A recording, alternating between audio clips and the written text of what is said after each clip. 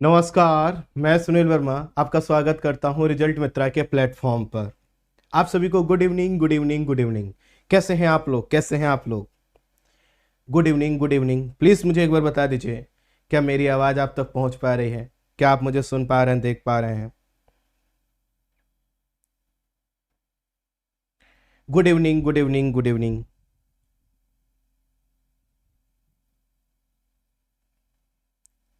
कैसे हैं आप लोग? कैसे हैं आप लोग?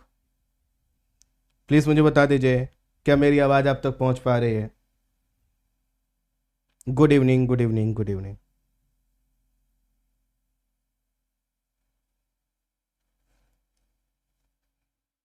कैसे हैं लोग? कैसे हैं? सर मेरा नाम भी लीजिए। सोना सिंह, ठीक है। राधे राधे, राधे राधे जी साहब, ठीक है। नमस्कार, नमस्कार, नमस्कार। Good evening, good evening, good evening sir. नमस्कार, नमस्कार। मैं भी ठीक हूँ, मैं भी ठीक हूँ। बिल्कुल अच्छा, बिल्कुल अच्छा।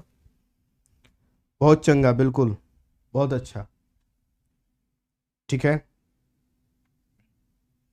ठीक है बच्चे, तबीयत ठीक हो गई। अरे जुकाम बुखार सब मानसिक खेल होता है ये, समझ रहे हो? जुकाम और बुखार को अगर बीमारी को तो फिर बीमारी है ही नहीं। फिर हमने बीमारियां देखी नहीं। जुकाम और बुखार को क्या बीमारी कहना। ठीक है। चलिए, सेशन को स्टार्ट किया जाए। एक बार सेशन को सब लोग लाइक और शेयर कर लीजिए, थोड़ा सा तेजी से सेशन को लाइक और शेयर कर लीजिए।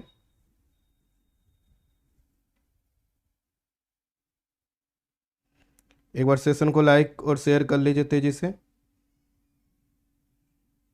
बहुत इंपॉर्टेंट एनसीईआरटी है।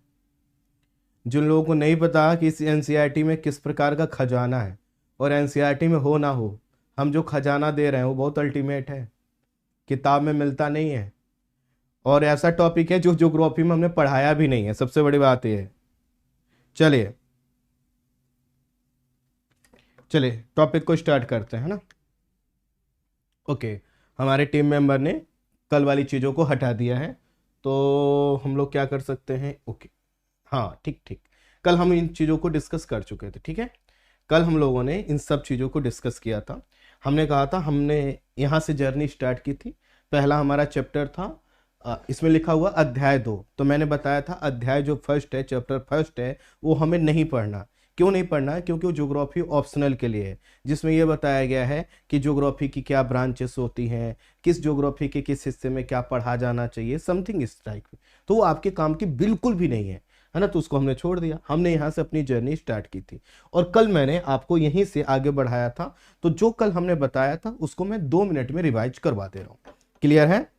जो हमने कल बताया था उसका 2 मिनट में रिवीजन करवा दे रहे हैं। तो कल मैंने आपसे कहा कि यह मेरा शरीर है, कुछ दिनों का है। जैसे आपको भी किराए पर ये शरीर मिला है। आपको आपको लगे किसने किराए पर, किसने दिया? नहीं नहीं। अध्यात्म में ये बोला जाता है कि आपका जो शरीर है ना, ये कुछ दिनों का मेहमान है ना। जब तक ये शरीर है तब तक कुछ ऐसा कर लीजिए जिससे ईश्वर को प्राप्त कर सकें या अपने समाज को कुछ लौटा सकें। ये बात होती है, ठीक। अब मान लो मेरा जीवन काल पूरा हुआ, अब मेरा शरीर निकलेगा, तो मैं जो देखूंगा वही इसमें बताया गया है, वही मैं बताने जा रहा हूं। अब मेरी शरीर से आत्मा निकली, आत्मा निकलेगी तो मैं देखूंगा, अच्छा यही वो घर था जिसको बनाने का प्रयास मैं जीवन भर करता रहा। ओह, यही मेरा स्टूडियो था जहां पर मैं बच्चों के बीच में खड़े होकर बड़ी बड़ी बातें करता था, क्रांति लाने की बातें करता था। फिर मैं और ऊपर उठूंगा, मुझे पता चलेगा, अच्छा मेरे जैसे सोच वाले, मेरे जैसे लोग इस जिले में बहुत हैं। मैं जिले को देखूंगा, मैं और ऊपर जाऊंगा, अपने राज्य को देखूंगा, ऊपर जाऊंगा देश को देखूंगा, महाद्वीप को देखूंगा, ऊपर जाऊंगा तो पूरी पृथ्वी को देखूंगा, और ऊपर जाऊंगा तो पृथ्वी से ऊपर जाकर चंद्रमा को देखूंगा, और इस तरह से अन्य ग्रहों उपग्रहों को देखते हुए ऊपर उठूंगा। जो सोलर सिस्टम है, सौर मंडल है, उसको देखूंगा, और ऊपर जाऊंगा तो मुझे पता चलेगा मेरा जो सोलर सिस्टम है वह किसी गैलेक्सी का पार्ट है, किसी जो है कि आकाश गंगा का पार्ट है। और मुझे पता चलेगा कि जो हमारी आकाश गंगा है वह इतनी विशाल है कि उसमें जो सोलर सिस्टम है वह इतना सा भी नहीं है। मैंने बोला जो पूरा सोलर सिस्टम है हमारी गैलेक्सी का इतना सा भी हिस्सा नहीं है, ऐसे कितने ही अरबों तारे हैं एक गैलेक्सी में। मैं और ऊपर उठूंगा तो मुझे पता चलेगा कि जो है कि लाखों जो है कि गैलेक्सीज है, और लाखों गैलेक्सी से मिलकर बनेगा मेरा ब्रह्मांड। तो फिर मैं ब्रह्मांड में समाहित हो जाऊंगा और मेरी मेरी आत्मा जहां से आई थी वहीं पर पहुंच जाएगी। कल मैंने इसी चीज को समझाते हुए आपको कहा था कि भाई ये तो वह शब्द है जो हम समझ रहे हैं कि हमने देखा पृथ्वी, ग्रह, उपग्रह क्या होते हैं, इन सब चीज। अब प्रश्न सबसे जटिल ये जो एनसीईआरटी थी वो ये कर रही थी कि क्या हो रहा था, हाँ एक सेकंड, इसने पहला जो टाइटल दिया है कि पृथ्वी की उत्पत्ति एवं विकास। अब पृथ्वी की उत्पत्ति अर्थात जिस पृथ्वी से हम ऊपर की ओर अभी उठकर बाकी जर्नी को कर रहे थे, इसमें पृथ्वी की उत्पत्ति आखिर हुई कैसे होगी? तो कोई ना कोई तो घटना हुई होगी जिससे पृथ्वी की उत्पत्ति हुई होगी।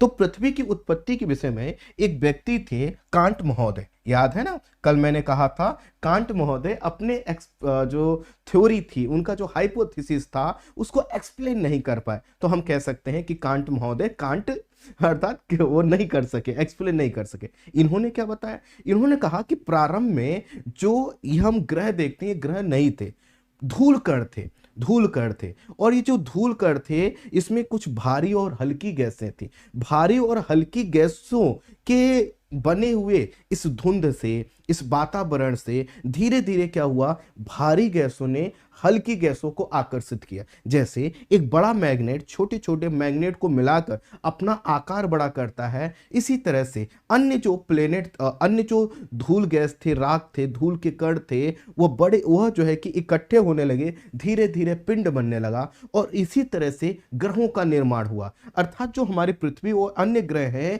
ये पहले धूल कण के रूप में थे, धीरे धीरे उनका समूहन हुआ और उनके समूहन से जो है कि ग्रह बने।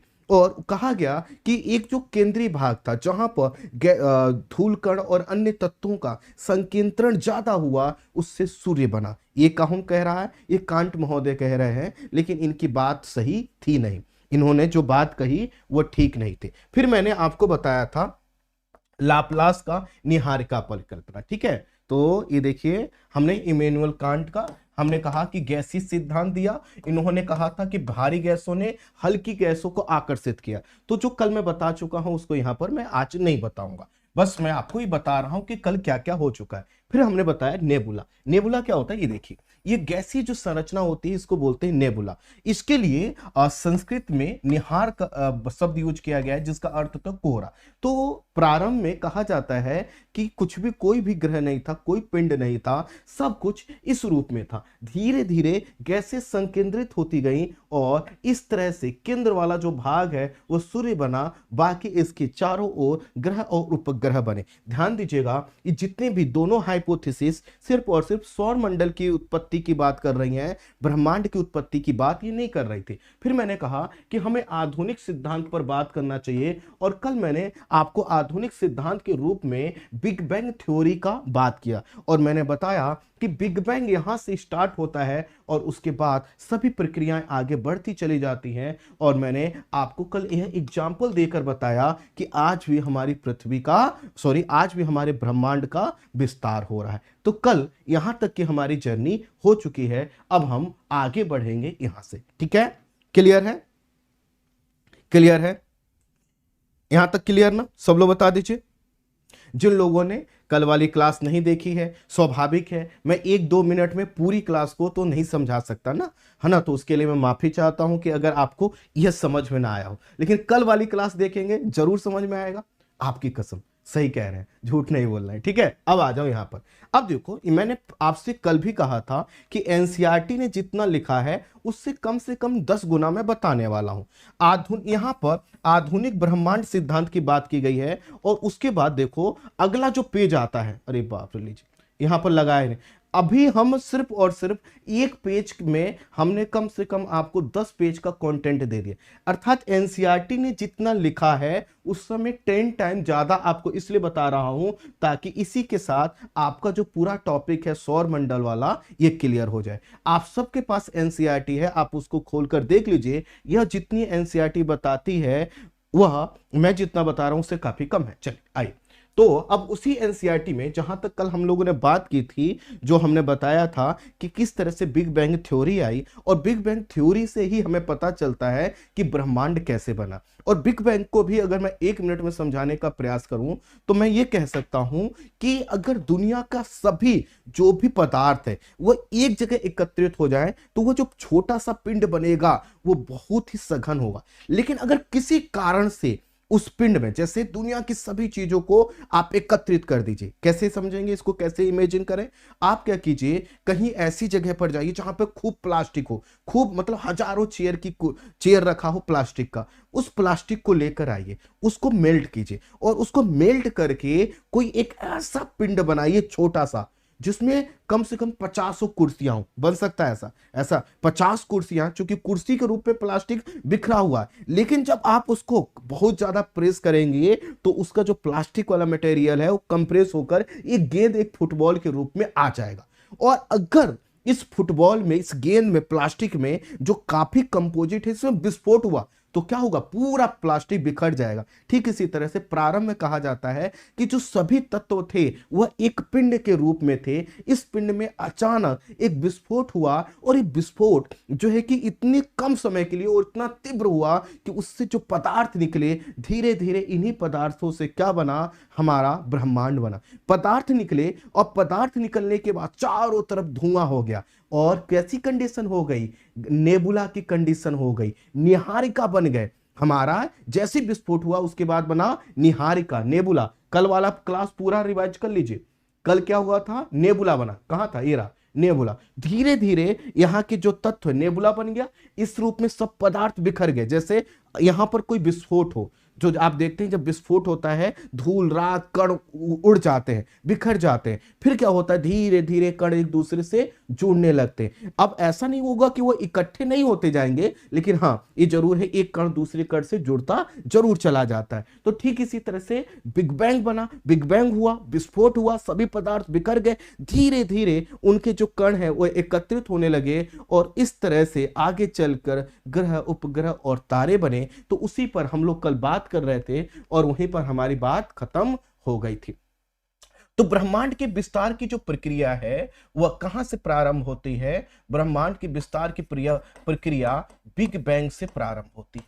ठीक है। अब जब बिग बैंग हुआ तो कई तरह के नेबुला अर्थात निहारिका बन गई। नेबुला मतलब गैसीय संरचना बनी, और गैसीय संरचना में जब गैसों का क्या होगा? संकेंद्रण होगा, पदार्थ क्या होंगे? एक दूसरे से जुड़ते चले जाएंगे। जैसे वर्तमान समय में बहुत आसान सा एग्जांपल मैं देता हूं कि आखिर भाप ऊपर जाता है, गैस के रूप में जाता है, इसी के ठंडे होने से, कंडेंसेशन से क्या होता है? जल की बूंदें बनती है। ठीक इसी तरह से जब ब्रह्मांड में विस्फोट हुआ, सभी पदार्थ बिखर गए, बिखरे हुए पदार्थ बाद में एक दूसरे से जुड़ने लगे, क्योंकि कोई पदार्थ में मैग्नेटिक फोर्स ज्यादा था, कम था, है ना, किसी में चुंबकत्व तो ज्यादा था। तो उन्होंने क्या किया, और सभी चीजें घूम रही थी, तो घूमती हुई चीजों में पिंड बनने लगे। अब खुद समझिए, एक पिंड पहले इतना सा, अब बड़ा सा हो गया, तो इसका आकर्षण बल क्या होगा? और बढ़ गया, धीरे धीरे अन्य चीजों को खींचते चला गया। जैसे एक चुंबक है, उस पर आप दूसरा चुंबक रख दीजिए, अब उसका जो खींचने का पावर है पहले की तुलना में ज्यादा हो गया, और कुछ चीजों को उसने खींच कर मिला लिया,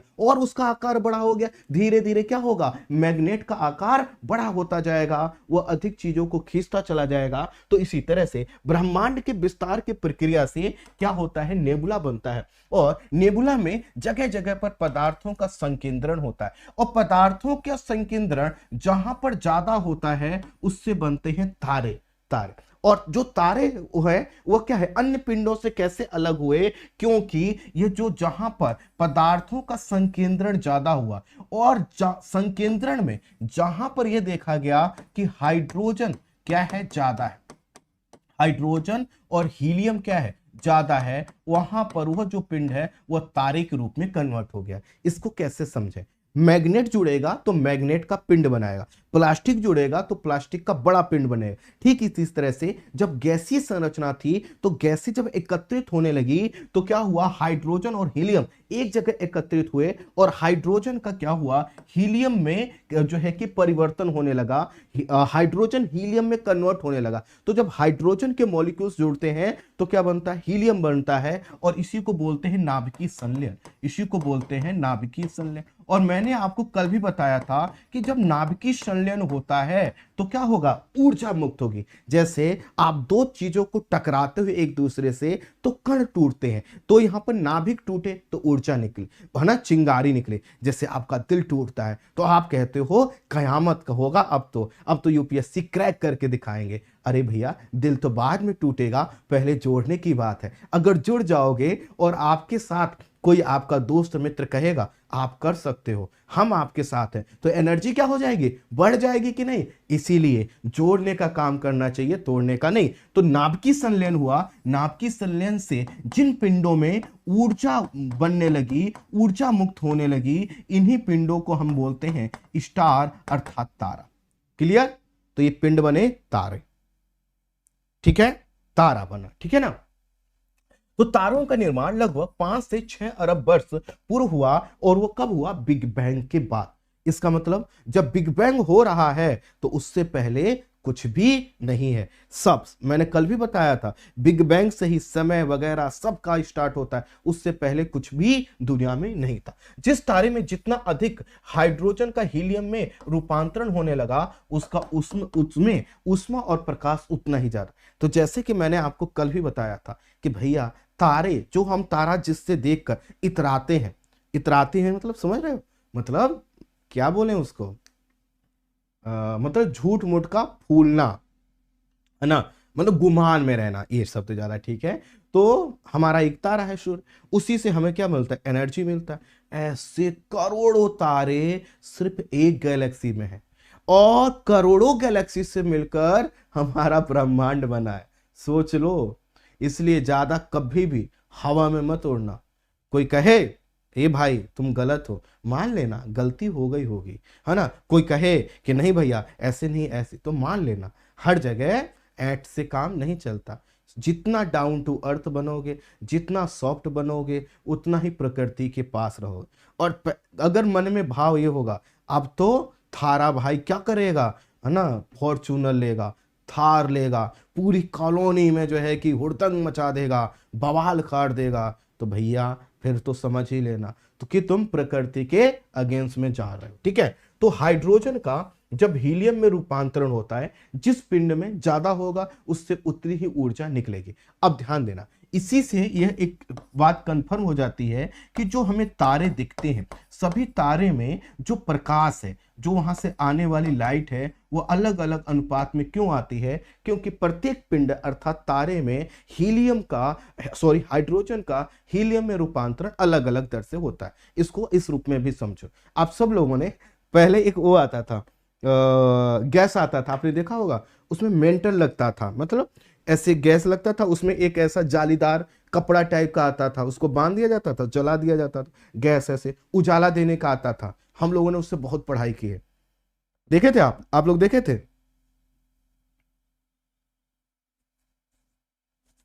देखे थे आप लोग, है ना।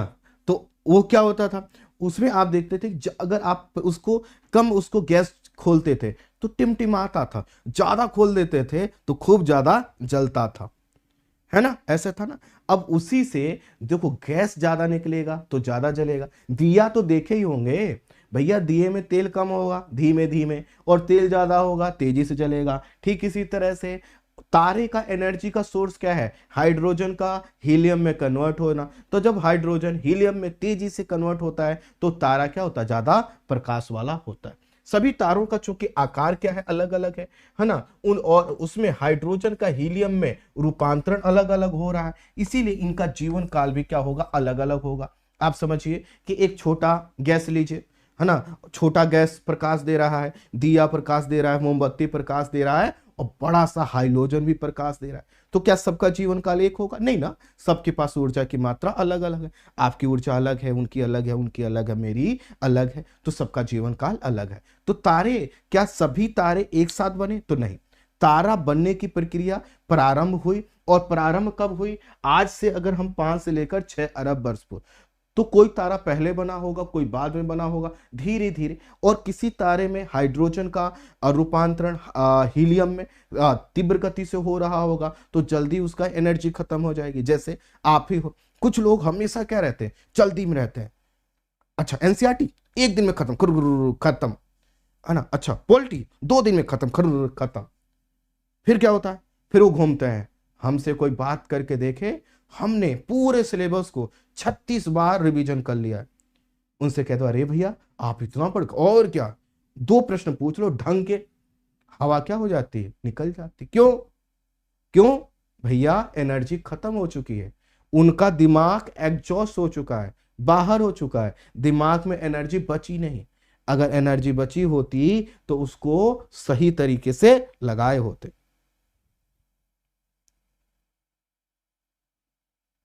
ठीक है, चल।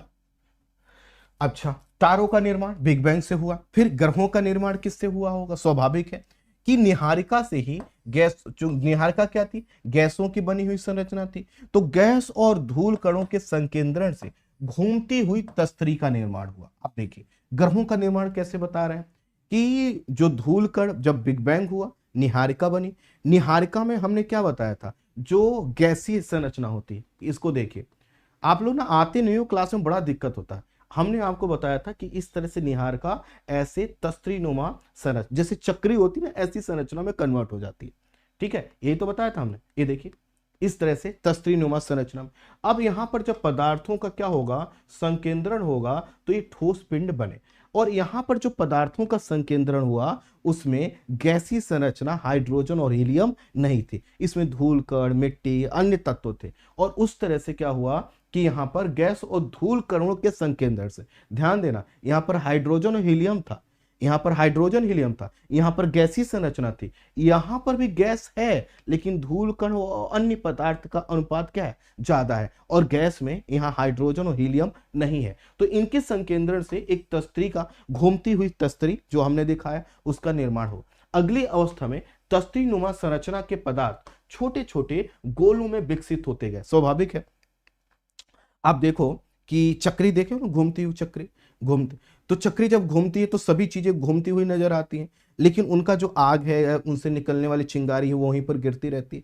अगर ये सभी चिंगारी गिर के एक दूसरे से इकट्ठे होने लगे, केंद्रित होने लगे, तो चिंगारी का क्या होगा, बड़ा रूप बन जाएगा। तो इसी तरह से यहां पर प्रारंभ में क्या हुआ कि गैसें और धूल कण तस्त्री के रूप में कन्वर्ट हो गए, और फिर पदार्थ क्या हुआ, एक दूसरे से जुड़ने लगे। मैंने जो आपको एग्जांपल दिया, मैग्नेट होगा, मैग्नेट के टुकड़े घूम रहे हैं, तो क्या होगा, एक बड़ा मैग्नेट अपने से छोटे मैग्नेट को जोड़ लेगा, फिर उसका आकार बड़ा हो गया, फिर और दूसरे मैग्नेट को जोड़ेगा, धीरे धीरे मैग्नेट का आकार बढ़ जाएगा। ठीक इसी तरह से धूल और कण भी घूमते हुए वो क्या हो गए, एक दूसरे से जो है कि चिपकने लगे, एक दूसरे से जुड़ने लगे, और इस तरह से ठोस पिंडों का निर्माण होने लगा। ठीक है, छोटे छोटे गोलों के संगठन से बड़े आकार के पिंड विकसित हुए, और जो बड़े आकार के पिंड बन गए, और ये पिंड क्या करने लगे, गति करने लगे। और इन्हीं के केंद्र में जहां पर कुछ ऐसी गैसेस केंद्रित हुई जिसमें हाइड्रोजन और हीलियम का अनुपात ज्यादा था,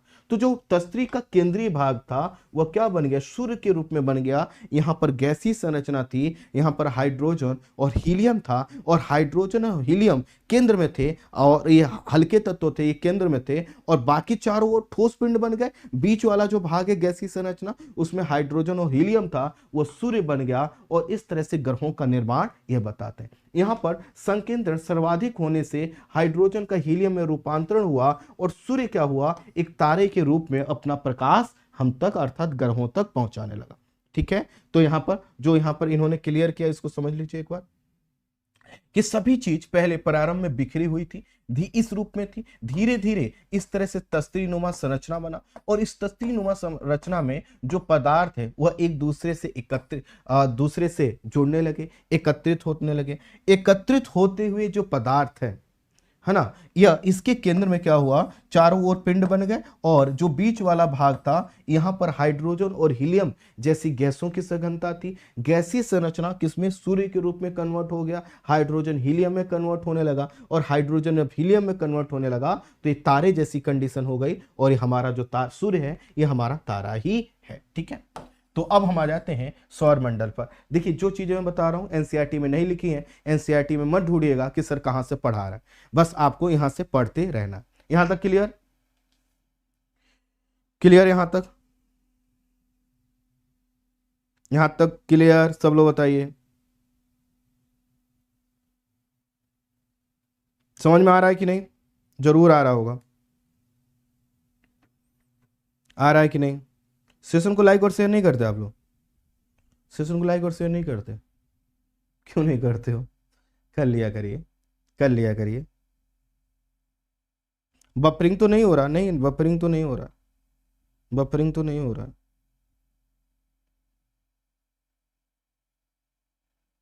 अच्छा, सौर मंडल। तो सौर मंडल का मतलब है सूर्य से बना हुआ मंडल।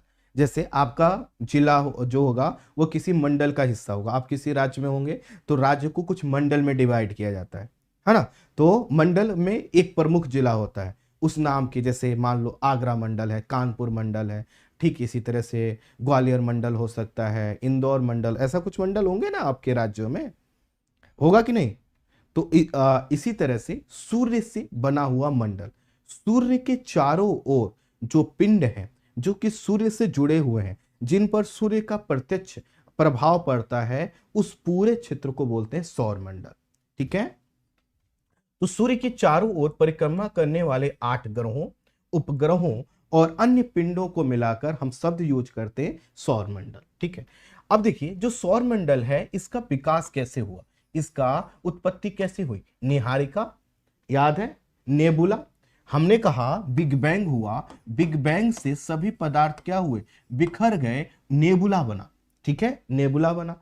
नेबुला में ही हमने कहा कि जो केंद्रीय भाग था, नेबुला का जो केंद्रीय भाग था जहां पर गैसीय संरचना थी, वह सूर्य के रूप में कन्वर्ट हो गई तारे के रूप में, और इसके चारों ओर जो धूल कण राख थे, वह उसके जो छोटे छोटे अन्य पिंड थे, वो बड़े बड़े पिंडों में कन्वर्ट होकर ग्रह के रूप में बन गए। तो निहारिका अर्थात नेबुला को सौर मंडल का क्या माना जाता है? जनक माना जाता है। तो सौर मंडल का जनक कौन है? निहारिका। और निहारिका कैसे बनी? बिग बैंग से। ठीक है?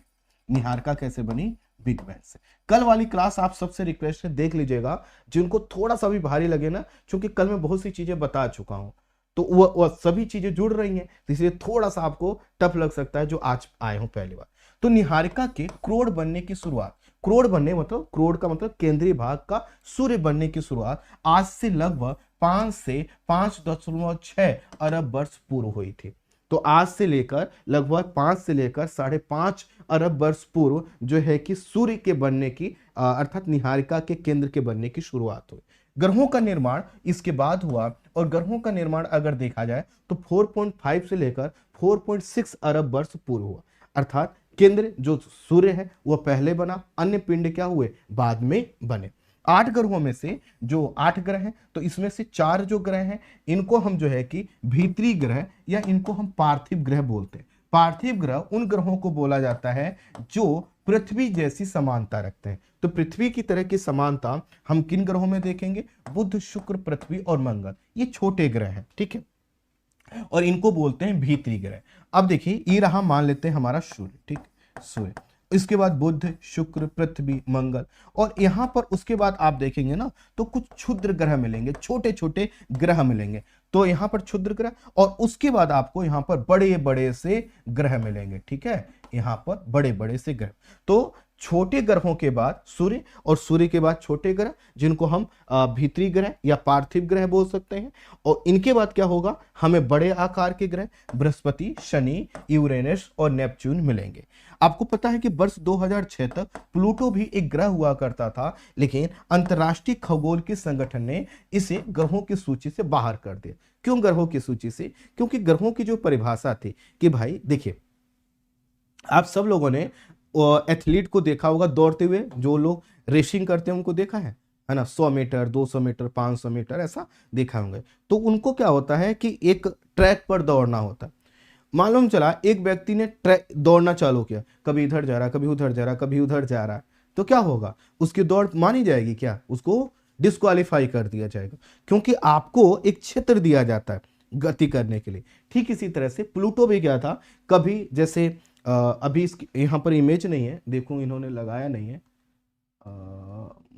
इन्होंने लगाया नहीं है। जैसे एक सर्किल में पृथ्वी, सूर्य के चारों ओर इनको जो गति करनी होती है वो अपनी कक्षा में करनी होती। कक्षा एक जो है कि मंडल, एक जोन में गति करनी होती, एक निश्चित पाथ पर एक निश्चित डायरेक्शन में, एक निश्चित दिशा में उनको गति करनी होती। प्लूटो क्या कर रहा था, कभी इधर जा रहा था, कभी उधर जा रहा था। तो वह जो ग्रहों की परिभाषा थी कि एक ग्रह अपने एक कक्षा को फॉलो करेगा, एक जो है कि पाथ को फॉलो करेगा, उसको प्लूटो फॉलो नहीं कर रहा था, तो उसको हटा दिया गया। तो खैर, आप लोग जब छोटे रहे होंगे तब से आप 8 ही ग्रह पढ़ते रहे होंगे। हम लोगों को दिक्कत हुई क्योंकि हम लोगों को पहले पढ़ाया जाता था 9 ग्रह थे, है ना। और जब प्लूटो निकला तो हमारे लिए दिक्कत हो गई, लेकिन अब कोई दिक्कत की बात नहीं है। अब देखिए, हमने कहा कि यह हमारा सौरमंडल। अब सौरमंडल में हमें क्या करना है, सूर्य को भी समझना है, इनसे जुड़े सभी चीजों को समझना है। लेकिन हम सूर्य पर आए उससे पहले हमारा एक चंद्रमा है छोटा सा, उसको हम समझ लेते हैं ताकि हमें पता चल जाए कि चंद्रमा कैसे बना। उसके बाद हम फिर से सूर्य पर आएंगे, फिर से जो है कि सौरमंडल के एक एक ग्रह को लेकर हम यहाँ पर डिस्कशन करेंगे। तो ये हमारा पृथ्वी का एकमात्र उपग्रह है। इसकी उत्पत्ति को लेकर कई तरह के मत हैं। इसमें एक मत दिया गया था 1838 में जॉर्ज डार्विन के द्वारा। इन्होंने कहा कि प्रारंभ में पृथ्वी और चंद्रमा तेजी से घूमते हुए एक ही पिंड थे। तो जैसे ये जो कहना चाहते हैं, मैं आपको बता दूं कि आटा लो, है ना, गोल आटा लो, आटा गुथा हुआ आटा जो रोटी बनाने के लिए आप करते हैं, उसको खूब घुमाओ। तो क्या कहते हैं, क्या होगा, खूब तेजी से जब उसको घुमाओगे। तो इन्होंने कहा प्रारंभ में पृथ्वी और चंद्रमा तेजी से घूमते एक ही पिंड थे। घूमता हुआ पिंड डंबल के आकार में परिवर्तित हो गया। तो अब देखो, आप आटे को पकड़ के ऐसे घुमा रहे हो तो एक भाग क्या होगा, वो निकलकर बाहर की ओर, उस पर जो फोर्स लगेगा बाहर की ओर लगेगा, और एक भाग क्या होगा, उससे बीच में से टूटने लगेगा, डंबल के आकार का। तो इन्होंने कहा कि घूमता हुआ डंबल के आकार के रूप में यह परिवर्तित हो गया और अंततः ये टूट गया। डंबल का जो भाग था, एक छोटा सा भाग जो पृथ्वी से टूटकर चला गया, अलग चला गया। और इन्होंने कहा कि जो भाग पृथ्वी से टूटकर अलग हुआ वही क्या है, चंद्रमा। तो ये कहते हैं, डार्विन ये कहते हैं कि चंद्रमा का निर्माण उसी पदार्थ से हुआ जहां से आज प्रशांत महासागर। तो ये कहते हैं कि प्रशांत महासागर गड्ढा कैसे बना, है ना। ये कहते हैं कि प्रशांत महासागर, इतना बड़ा महासागर कैसे बना। तो लोगों ने पूछा कैसे बना, आप ही बताओ। इन्होंने कहा तुमको पता है, प्रारंभ में पृथ्वी क्या थी, एक बड़ा सा था। और ये जो आज जो प्रशांत महासागर है ना, यहाँ पर मिट्टी हुआ करती थी, स्थल हुआ करता था। कहीं फिर अच्छा, फिर कहाँ गया ये वाला मिट्टी वाला भाग, कहाँ गया, कैसे दब गया, कहीं नहीं, दब के नहीं गया, ये टूटकर अलग हो गया।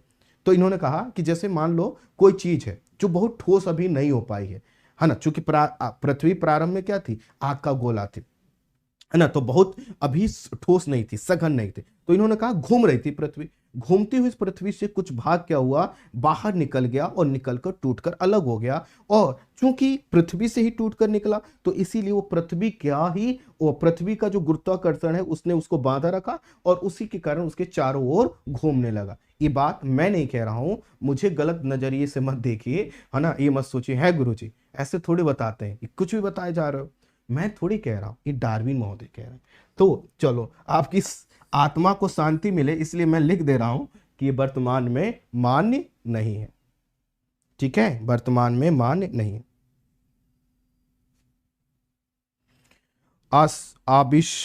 अभिषा यादव सर, बिल्कुल जीरो से यूपीएससी की स्टेट जी वाली प्लेलिस्ट देख लो बच्चे, सब उसमें बताया गया है, बिल्कुल जीरो से ही बताया गया है। यूपीएससी वाली स्टेट जी का प्लेलिस्ट खोलिए, सब लोग उसमें देख लीजिए आईएएस की तैयारी कैसे करना है, सिलेबस क्या है, कौन सी किताबें पढ़नी है, कैसे तैयारी करना, सब मिल जाएगा।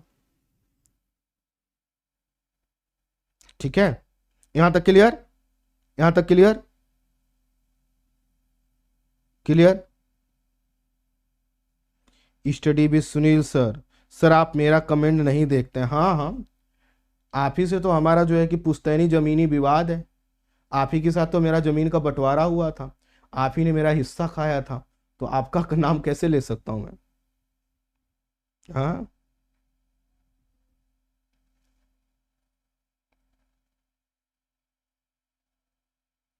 ठीक है।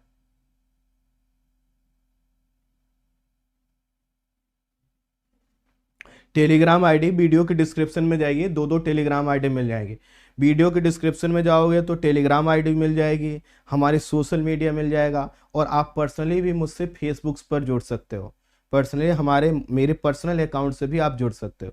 वीडियो के डिस्क्रिप्शन में सब लिंक है। ठीक है, चलो। तो वर्तमान में स्वीकार नहीं है, ठीक है। इसलिए डार्विन महोदय को जो भी बोलना है बोलिएगा, मुझे नहीं। जो वर्तमान में स्वीकार मान है उसका नाम है द बिग स्प्लैट। जैसे द बिग बैंग थ्योरी है ना, जो कि यूनिवर्स की बात करती है, इसी तरह से द बिग स्प्लैट करके एक थ्योरी है जो चंद्रमा की बात करती है। ये क्या करती है कि पृथ्वी के बनने के बाद कुछ समय बाद मंगल के आकार का एक पिंड पृथ्वी से टकराया और इसके टकराव से पृथ्वी का एक हिस्सा टूटकर अंतरिक्ष में बिखर गया। बाद में यही टुकड़ा जो है कि पृथ्वी के चारों ओर घूमने लगा और यही हमारा क्या है, चंद्रमा है, जिसका निर्माण आज से लगभग 4.4 अरब वर्ष पूर्व हुआ। अब मैंने आपको पृथ्वी का भी बताया था, पृथ्वी कब बनी, यह बनी। तो जब पृथ्वी का हमारा निर्माण हो रहा था उसी समय कहा जाता है कि मंगल के आकार का एक पिंड आकर पृथ्वी से टकराया, पृथ्वी का एक हिस्सा टूटा और टूट कर क्या हुआ, उसी के चारों ओर गति करने लगा, वही हमारा चंद्रमा है, ठीक है। तो अगर पूछ लिया जाए कि द बिग स्प्लैट थ्योरी का संबंध किससे है, चंद्रमा से, और वर्तमान समय में यही मान है, डार्विन महोदय का जो सिद्धांत है वो मान नहीं है। अब मैंने आपसे कहा था कि भैया थोड़ा सा हम जो है कि यहां पर डिस्कशन कर लेते हैं, थोड़ी थोड़ी चीजों को जान लेते हैं, फिर हम क्या करेंगे, डिटेल में सोलर सिस्टम और अन्य ग्रहों को देखेंगे। तो अब हम अपनी जर्नी सूर्य से स्टार्ट करते हैं। जैसे कि हमने कहा था यह हमारी आकाशगंगा, हमारी आकाशगंगा का नाम क्या है, मंदाकिनी, याद है। हमने कहा हमारे ब्रह्मांड में लाखों गैलेक्सी, लाखों आकाशगंगा है और हमारी आकाशगंगा का नाम क्या है, मंदाकिनी। और इसमें यह अरबों तारे हैं, हमारी आकाशगंगा में अरबों तारे हैं। अरबों तारों में से एक छोटा सा तारा है सूर्य, और उसके चारों ओर जो पिंड हैं उन्हीं को हम बोलते हैं सौरमंडल। समझ गए। तो अगर हमारी आकाशगंगा जिसका नाम है मंदाकिनी, उसके हिसाब से अगर आप इसको कंपेयर करें तो क्या ये बड़ा है ना, ये बहुत छोटा सा पिंड है, ठीक है, ये बहुत छोटा सा पिंड है। तो जो हमने कहा कोई भी गैलेक्सीज होती है वो क्या होती है, चक्री क्रम, सर्पिलाकार होती है ना, स्पाइरल होती है। कैसी होती है, इस रूप में। कोई भी जो गैलेक्सी होती है ना वो कैसी होती है, इस तरह से होती है, ठीक है। चलो ये देखिए ऐसी होती है। तो हमने कहा कि इस तरह की गैलेक्सी हमारी एक जिसका नाम है मंदाकिनी, उसी का हमारा सूर्य क्या है, पार्ट है, ठीक है, सूर्य उसी का भाग है, ठीक है। हाँ, जो कि मंदाकिनी के केंद्र से सूर्य की जो दूरी है कितनी है, 32,000 प्रकाश वर्ष। अब प्रश्न आएगा क्या ज्यादा दूर है, तो बहुत दूर है। यहां पर पहला जो यूनिट है उसको देखिए, प्रकाश वर्ष। यह क्या है, ये समय का मापक है, एक यूनिट है समय का, कि एक प्रकाश जो है एक वर्ष में जितनी दूरी तय करता है उसको एक प्रकाश वर्ष बोलते हैं। सोचो एक वर्ष में प्रकाश कितनी दूर तक चल कर जाएगा। जैसे मैं अगर कहूं सूर्य से जो सूर्य की किरणें हैं वो पृथ्वी तक कितनी देर में आ जाती हैं, पृथ्वी तक कितनी देर में आ जाती हैं, तो आप कह देते हो कि ज्यादा तो याद नहीं है सर, 8 मिनट में आ जाती हैं। तो अब क्या करो, इस सूर्य के प्रकाश को क्या करो, एक वर्ष तक कहो कि तुम चलते रहो चलते रहो चलते रहो चलते रहो। प्रकाश कहेगा कितना दूर, कहें तुम चलते रहो, साल भर तक चलते रहो। तो जितना दूरी वो साल भर में तय करेगा वह एक प्रकाश वर्ष होगा। और हमारा जो सूर्य है वह हमारी एक ही मंदाकिनी गैलेक्सी के केंद्र से 32,000 प्रकाश वर्ष की दूरी पर है। अब बताओ भाइयों और बहनों, किस चीज का घमंड करते हैं हम लोग, किस चीज का है हमारी और आपकी कोई औकात नहीं। आपकी तो होगी, आप लोग तो बुरा मान जाएंगे। मैं कहूं मेरी कोई औकात है इस दुनिया में, मतलब हम अपने घर अपने द्वार अपने जो है कि रिश्ते नाते को लेकर इतना घमंड करते हैं। हाँ, हमारी कोई भी क्षमता नहीं है इस ब्रह्मांड में, लेकिन आदमी है, कहां मानता है ना। सोचो मंदाकिनी, एक हमारी गैलेक्सी जो मंदाकिनी है उसके केंद्र से सूर्य की दूरी 32,000 प्रकाश वर्ष, लाखों गैलेक्सीज हैं। चलो आगे बढ़ो। सूर्य मंदाकिनी की मध्यवर्ती घूर्णनशील भुजा में अवस्थित है। तो हमने कहा कि जो मंदाकिनी होती है वह क्या होती है, सर्पिलाकार। तो इसकी मध्यवर्ती जो भुजा है उसमें जो है कि सूर्य आता है। अर्थात वो केंद्र में नहीं है, केंद्र में होता तो दूरी कम होती, केंद्र से दूर है। सौर मंडल का मुखिया इसको बोला जाता है, सूर्य को सौर मंडल का मुखिया क्यों बोला जाता है? क्योंकि स्वाभाविक है भाई, यही एक तारा है। अन्य ग्रहों के लिए, अन्य जो है कि पिंडों के लिए यही एक तारा है जो ग्रहों उपग्रहों को क्या करता है? ऊर्जा देता है, इसीलिए इसको मुखिया बोला जाता है। मुखिया जी कुछ नहीं है, बस इनके केंद्र में क्या है? हाइड्रोजन हीलियम में कन्वर्ट हो रहा है। तो ये क्या होते हैं? आग बबूला रहते हैं। सूर्य भगवान कहते हैं सबको भस्म कर दूंगा। तो आपने अगर रामायण जो है कि सुना होगा, देखा होगा, तो उसमें एक किस्सा आता है ना? हनुमान जी को जो है कि सूर्य भगवान बड़े अच्छे लग जाते हैं। याद है वो किस्सा? खैर चलो कोई बात। तो सौर मंडल का ये मुख्य है। ऊर्जा स्रोत क्या है? नाभिकीय संलयन की क्रिया। नाभिकीय संलयन में हमने क्या बोला? हाइड्रोजन क्या होगा? हीलियम में कन्वर्ट होगा। तो हाइड्रोजन जब हीलियम में कन्वर्ट होगा, नाभिक जोड़ेंगे तो एनर्जी मिलेगी। सौर मंडल के कुल द्रव्यमान, अब देखिए सौर मंडल जो हम शब्द यूज कर रहे हैं, इसका मतलब क्या है? सूर्य, उसके 8 ग्रह हैं, बाकी क्षुद्र ग्रह, उपग्रह, सब कुछ पिंड, सभी पिंड मिलाकर उसको सौर मंडल बोलते हैं। लेकिन सोचिए हमारी पृथ्वी और अन्य जो ग्रह हैं उनकी क्षमता कितनी है? सौर मंडल के कुल द्रव्यमान का 99.8% भाग सिर्फ सूर्य में है। बाकी 0.2 में सब ग्रह, उपग्रह, क्षुद्र पिंड है ना, जितने अन्य पिंड है सब शामिल हो जाते हैं। और हम यहां पर पृथ्वी पर एक छोटी सी चीज के लिए, ठीक है, इसको पीला तारा भी कहा जाता है। तो सूर्य का जो कलर है उसको पीला तारा भी बोलते हैं। चूंकि आप जो स्टार देखते हैं, तारे देखते हैं, तो उनके उनसे प्राप्त होने वाला प्रकाश अलग अलग रंग में होता है, तो इसको पीला तारा भी कहते हैं। इसकी जो वर्तमान आयु है 4.5 अरब वर्ष पूर्व, अरब वर्ष है। इसका क्या मतलब हुआ? मैंने आपको बताया, यहां पर ध्यान दीजिए कि ये कब बना था। आज से 5 से लेकर 5.5 अरब वर्ष पूर्व बना था। और अभी इसकी जो आयु है वह कितनी है? लगभग 4.5 अरब वर्ष आयु बची है। तो टोटल आयु इसकी कितनी हुई? लगभग 10 अरब वर्ष पूर्व, लगभग 10 अरब वर्ष।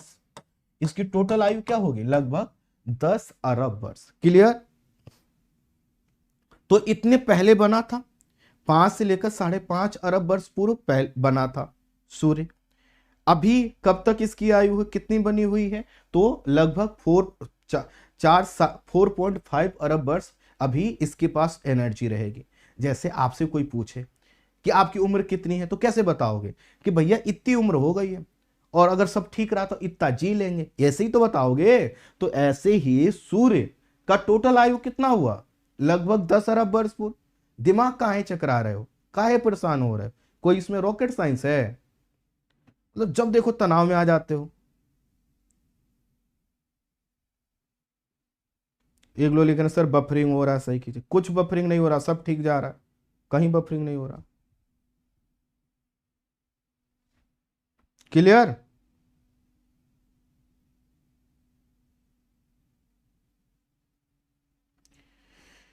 मोहम्मद समी कह रहे हैं सर मेरी भी तबीयत बहुत खराब है, पर मैं आपसे मोटिवेट होकर पढ़ रहा हूँ। बिल्कुल पढ़िए, जो हम चिल्ला चिल्ला के पढ़ा सकते हैं तो आप तो पढ़ तो जरूर सकते हैं। बिल्कुल पढ़िए, पढ़ना चाहिए।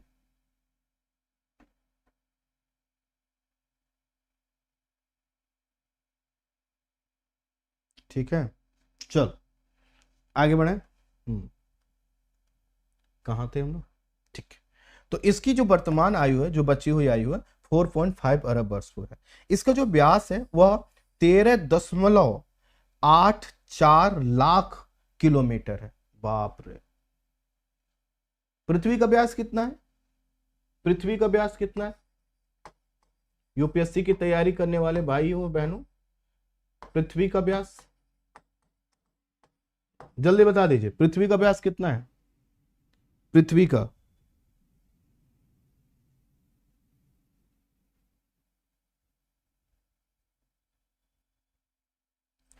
जो लोग नए हैं, स्ट्रेटजी वाला प्लेलिस्ट इसी चैनल का खोलिए, उस पर देखिए आईएएस की तैयारी कैसे करें, वो वीडियो देख लीजिए, सिलेबस देख लीजिए, सब स्ट्रेटजी वाला प्लेलिस्ट एक तरफ से देख जाइए, सब पता चल जाएगा।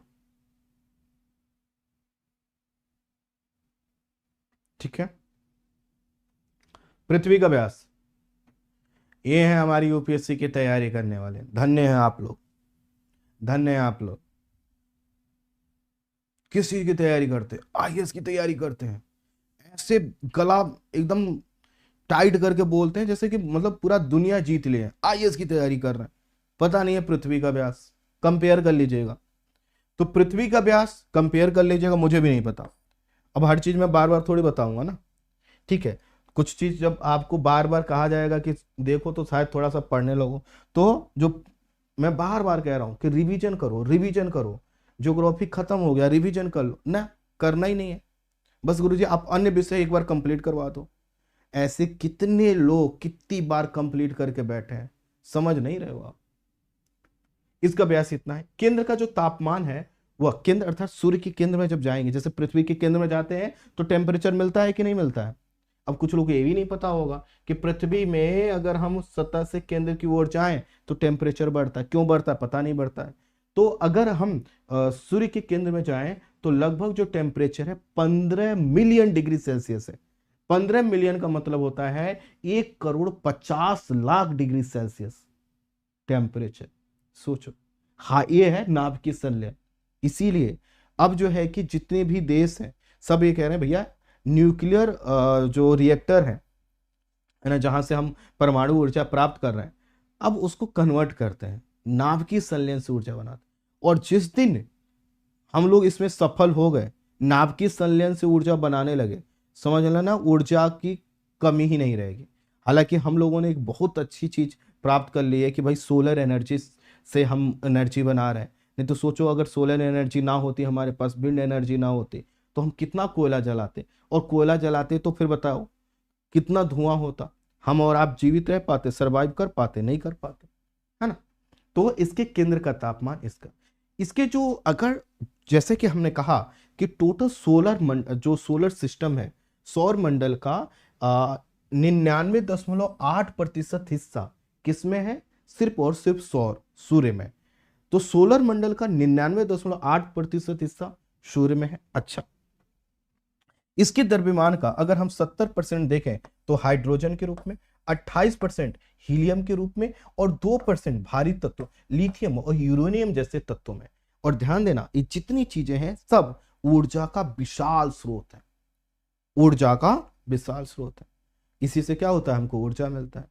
तो सूर्य के पास क्या है? ये चीजें। और हमारे आपके पास क्या है? झूठ मूठ का घमंड है ना, माहौल बना रखे हो केवल, कुछ नहीं है। और पढ़ाई लिखाई कुछ करना नहीं है ना, घूमते ऐसे हैं कि आज ही आईएएस बन जाएंगे। जैसे पहले बन तो जाओ, और बनने के लिए क्या होगा, बड़ा सॉफ्ट होना पड़ेगा।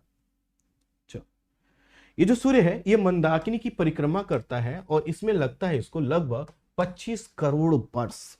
25 करोड़ वर्ष में, जैसे हमारी पृथ्वी सूर्य की परिक्रमा 360 दिनों में कर लेती है, ऐसा ही हम सुनते आए हैं क्या?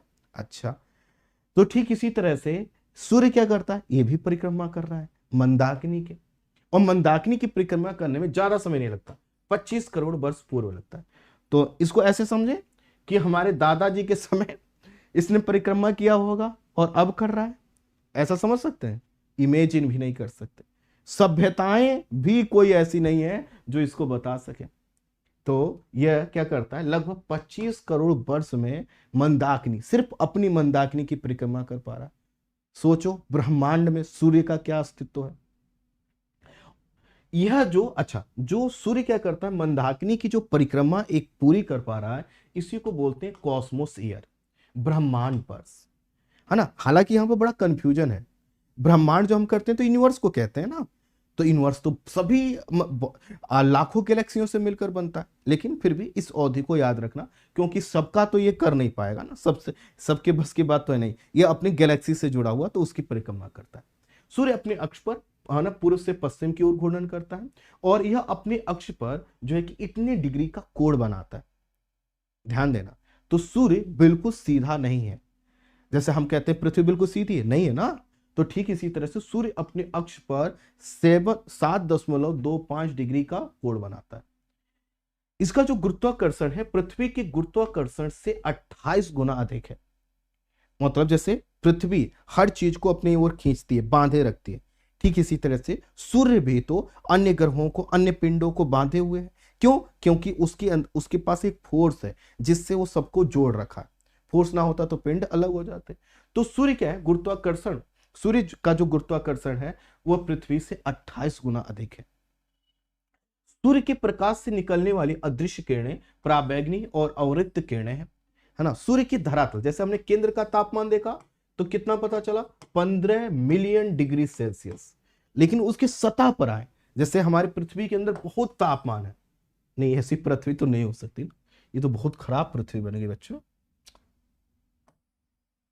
अब ठीक है क्या? हाँ, तो मान लो ये पृथ्वी का केंद्र, यहां पर बहुत टेम्परेचर है। कितना टेम्परेचर है? 50 बार बता चुका हूं, नहीं बताऊंगा, है ना। और यहां पर ये वाला सतह, यहां पर हमारा टेम्परेचर क्या है? तो आपको अगर ठंडा ठंडा है सर, यहां पर कोई टेम्परेचर है ही नहीं। इससे लगा हुआ जो वायुमंडल है उसी का टेम्परेचर है, एवरेज टेम्परेचर 15 डिग्री सेल्सियस। लेकिन जो सूर्य है, अगर इसको सूर्य मान लो, तो इसके सतह का जो तापमान है वो कितना है? 6000 डिग्री सेल्सियस। पृथ्वी को सूर्य तक, अब देखिए, अब सूर्य दूर है उससे, आपने कहा अभी कुछ देर पहले आप लोग बता रहे थे 8 मिनट इतने सेकेंड, 19 सेकेंड, 20 सेकेंड, 30 सेकेंड, ऐसा कुछ आप बता रहे थे। उतने समय में सूर्य का प्रकाश पृथ्वी तक पहुंचता है। लेकिन जितना प्रकाश वहां से निकलता है उसका 2 अरबवां भाग ही पृथ्वी तक पहुंच पाता है, बाकी सब खत्म हो जाता है। दूर है ना, काफी दूर है। सोचो अगर पूरी ऊर्जा मिल जाती तो जलकर सब कुछ समाप्त हो जाता। ये था हमारा सूर्य। अब हम बात कर लेते हैं ग्रहों पर। तो सूर्य से दूरी के क्रम में अगर हम सौर मंडल के ग्रहों को देखें तो सबसे पहले बुध, शुक्र, पृथ्वी, मंगल, बृहस्पति, शनि, अरुण, वरुण। क्या ये याद है आपको?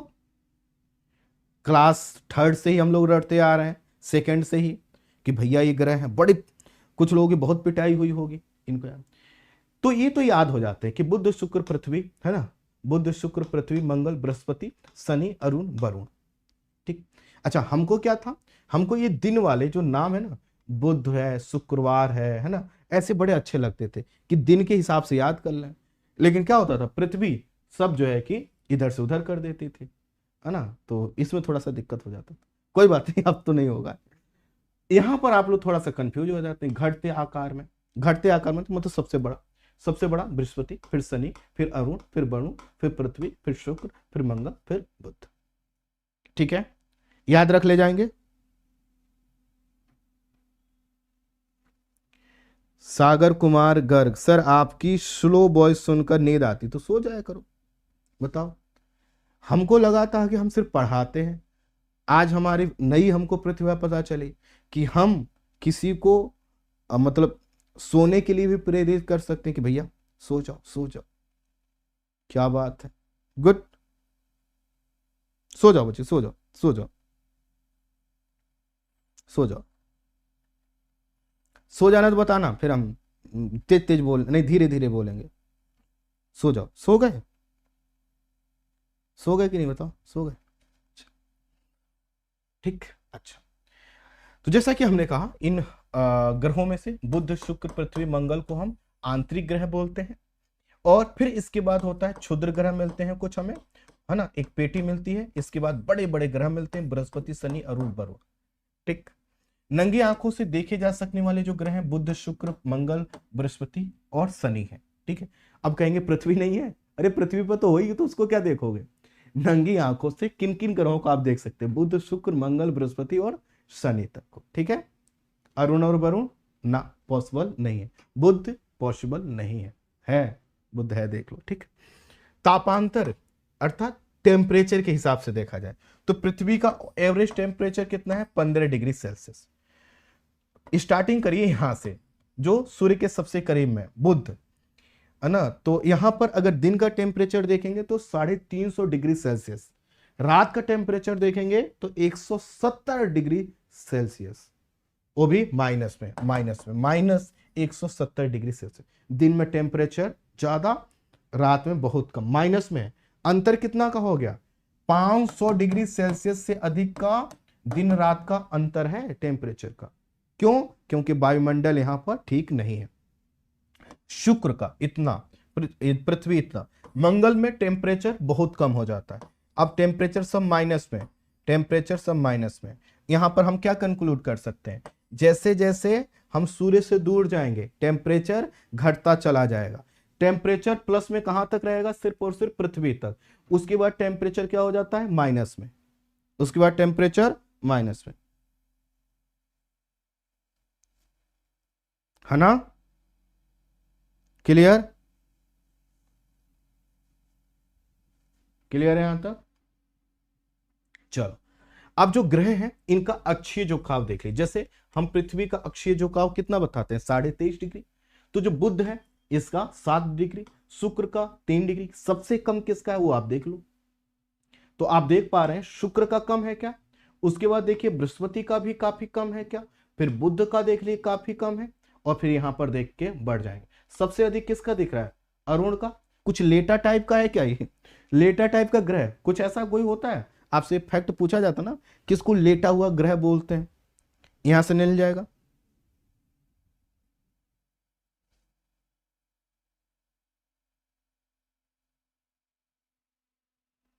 ठीक है, चल अच्छा, अब परिक्रमण अवधि देख लीजिए। परिक्रमण अवधि मतलब परिक्रमा की अवधि। तो जैसा कि आपको पता है पृथ्वी 365 दिन है ना, लेकिन बुध सिर्फ 88 दिन, शुक्र 225 दिन, यहां से अवधि बढ़ती चली जाएगी। ध्यान देना यहां तक दिन होता है, ठीक है, मंगल तक तो दिन की काउंटिंग है, उसके बाद वर्षों में बात होती है, यहां पर वर्षों में बात होती है। घूर्णन अर्थात घूर्णन का परिक्रमण का मतलब दूसरे की परिक्रमा करते हैं। जैसे आप किसी की परिक्रमा करने लगे, किसी की भी जिसके आप समझ सकते हो, परिक्रमा करो, उसके चारों ओर घूमो, परिक्रमा कहलाएगा। खुद एक जगह खड़े होकर घूमने लगो तो घूर्णन कहलाएगा ना, इधर देख रहे हो, इधर इधर इधर उधर चारों तरफ नाचने लगो तो क्या कहलाएगा, घूर्णन। घूर्णन अवधि जैसा कि आपको पता है 23 घंटे 56 मिनट है ना, पृथ्वी का है। उसके बाद देखिए उससे मिलता जुलता आपको 24 घंटे 37 मिनट किसका दिखाई देगा, मंगल का। तो घूर्णन अवधि किसकी समान दिख रही है, किसकी समान दिख रही है, मंगल और पृथ्वी की। ये सब डेटा एक साथ इसलिए दे रहा हूं क्योंकि यहीं से, अब देखो मैं इसको फैक्ट में लिखता, इसको लेटा हुआ ग्रह, इसका इतना झुकाव, इतना ये बड़ा कंफ्यूज आता। डेटा है, इसी को बस क्या करिए इस तरह से देख लीजिए, सब यहीं से प्रश्न बनता है ना, बनता यहीं से। ठीक है, इसको देख लीजिए। चलिए आज इतना ही रखें, आज इतना ही रखते हैं, ये बाकी सब चीजें देख लेंगे ना, बाकी सब चीजें तो देख लेंगे ना, बाकी सब देख लेंगे।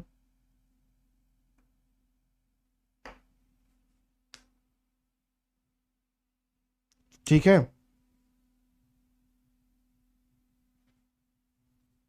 अच्छा, ज्योग्राफी वाला thank you so much, thank you so much.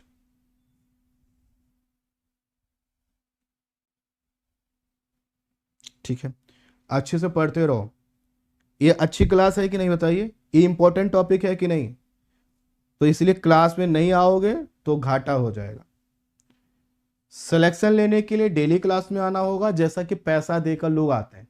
जो पैसा देते हो कभी भी कोई टॉपिक देख के नहीं, वो नहीं डिसाइड करते कि हमें कौन सा पढ़ना कौन सा नहीं, उनको क्लास में जाना होता है, पढ़ना होता है, जो पढ़ाया जाएगा पढ़ेंगे, क्योंकि उनको पता है सिलेबस का ही पढ़ाया जाएगा।